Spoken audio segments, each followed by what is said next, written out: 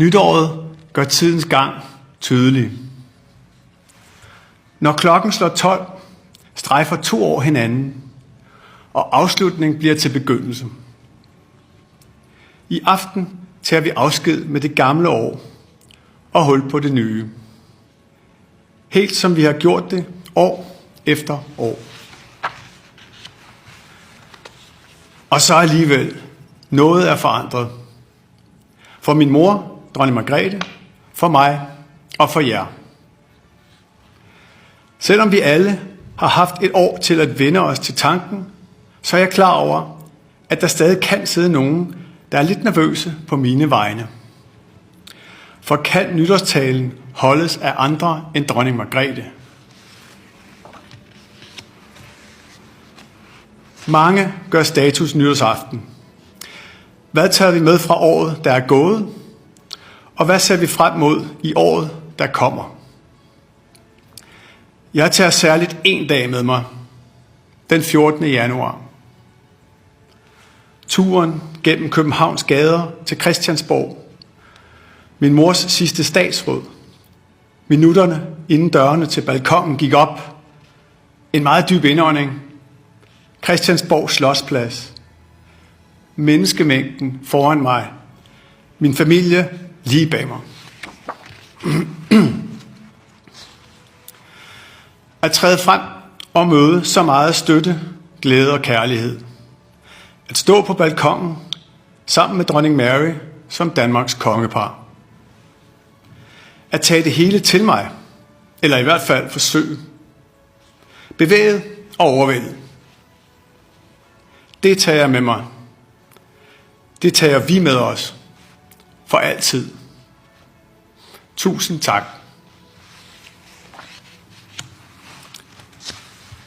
For et år siden holdt min mor sin nytårstale nummer 52. En tale, der kom bag på de fleste ved at være den sidste. I aften holder jeg min første. Der er en første gang for alt, og en sidste gang for lige så meget. De gange har det med at træde tydeligere frem end alle andre gange. De er begyndelser og slutninger i løbet af livet, og vi tillægger dem særlig betydning. Den første skoledag og den sidste. Dem husker vi og fejrer vi. Det gjorde vores familie også i sommer, da kronprinsen afsluttede gymnasiet og sammen med tusindvis af andre unge satte et festligt punktum for en veloverstået ungdomsuddannelse. Jeg har altid holdt af den tid på året. Når vores unge springer ud med huer i alle farver og indtager gader, stræder og strande arm i arm. Hvem husker ikke den brusende følelse af frihed? Hele verden lå åben, og alle døre bare ventede på et greb i håndtaget. Det ser legende let ud, når ungdommen slår sig løs. Og samtidig kan det være alt andet end det. Mange unge mister fodfæste. Ikke for en stund, men i en rum tid. For nogen i en grad, så de bliver syge af det. Hvorfor kan jeg ikke være ligesom alle andre, spørger de måske. Der er sjældent noget enkelt svar. Omvendt ved vi, at det hjælper at have nogen at betro sig til og læne sig opad. Vores nærmeste er vores vigtigste rækværk. Både når livet vælter os, og når det bare overvælder os. Som forældre til 4 teenagere har Mary og jeg lært, at det nytter at lytte. Spørge uden at antage. Holde om, frem for straks at handle. Vores børn er forskellige. Det samme er unge. Der findes ikke én fortælling, der favner alle. Det bedste bud på, hvem unge er, får vi ved at lade dem komme til orde hver især. Gang på gang imponerer de med deres forståelse for sig selv og for andre. De er modige i mine øjne. A royal decision echoed through Denmark like the toll of an ancient palace bell, leaving questions that still refuse to fade. A prince once trusted with representing the crown quietly stepped away from center stage. A princess admired for her calm dedication became a far less familiar face at official events. Now, whispers of a possible return for Prince Joachim and Princess Marie are capturing fresh attention, raising one irresistible question. Could the Danish monarchy be preparing for an unexpected reunion that reshapes its future? Welcome to Royal Scope, where we explore the stories behind Europe's royal families. If you enjoy thoughtful royal commentary, remember to like this video, share it with fellow royal watchers, and subscribe so you never miss our latest updates. For many years, Prince Joachim and Princess Marie formed a dependable part of Denmark's working monarchy.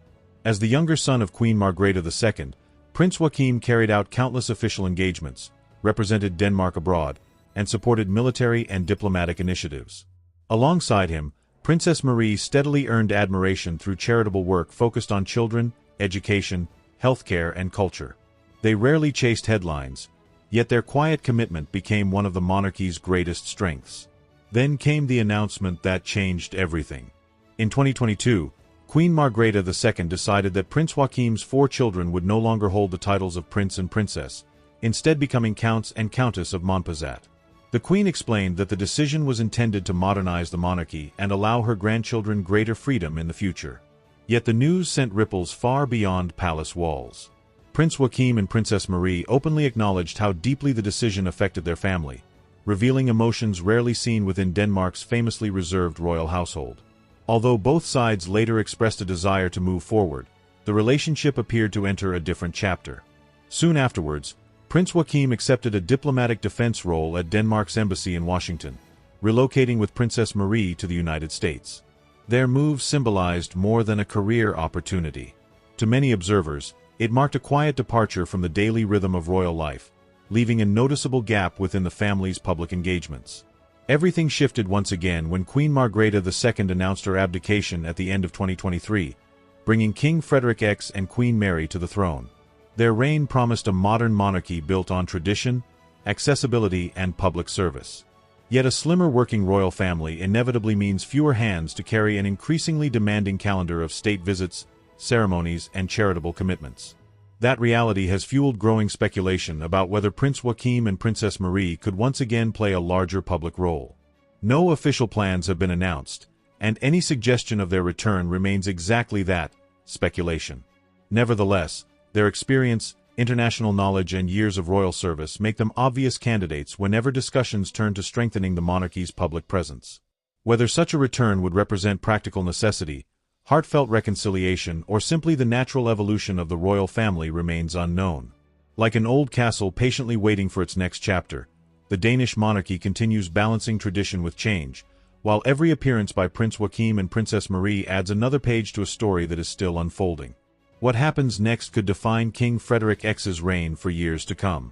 Will the royal family become more united than ever, or will its smaller structure remain unchanged? We'd love to hear your thoughts, so leave a comment below. If you enjoyed this discussion, don't forget to like, share, and subscribe to Royal Scope. Until next time, thank you for watching.